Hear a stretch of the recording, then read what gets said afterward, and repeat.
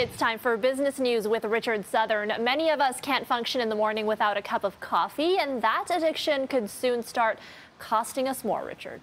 Sure could. We're talking Java because it is National Coffee Day, Erica. Today. Happy National Coffee Day. Thank you. I can't believe it's rolled around again.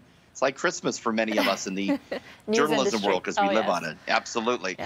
Yeah, National Coffee Day, and Canadians actually on the whole, Erica, really love coffee. You know, we're third in terms of per capita consumption of coffee. We drink a lot of it, and that's why this news I'm about to tell you is so important.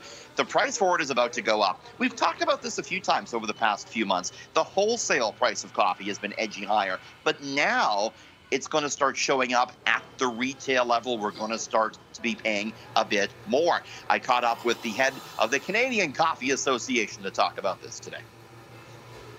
We may not see it in 2022, but it may move into 2023. So what's happening is we've got a couple issues in terms of supply chain management. Some of the producing countries are having some issues, and that's translating into higher bean prices overall. Yeah, so look for that at the grocery store. That's where you will see the hike. Starbucks, Erica, says it probably won't be hiking prices until the end of the next fiscal year because it has 14 months worth of coffee in reserve. Coffee sales, of course, were hurt during the pandemic, but the market expected to recover at some point next year. All right, and Tim Hortons has come up with an interesting way to celebrate National Coffee Day. Yeah, their own clothing line, Erica. I'm going to show it to you here. It's called the Double Double Collection. And all of the look. Would you wear that on City News, Erica? I drink a lot of coffee, and now I'm going to become coffee. Yes.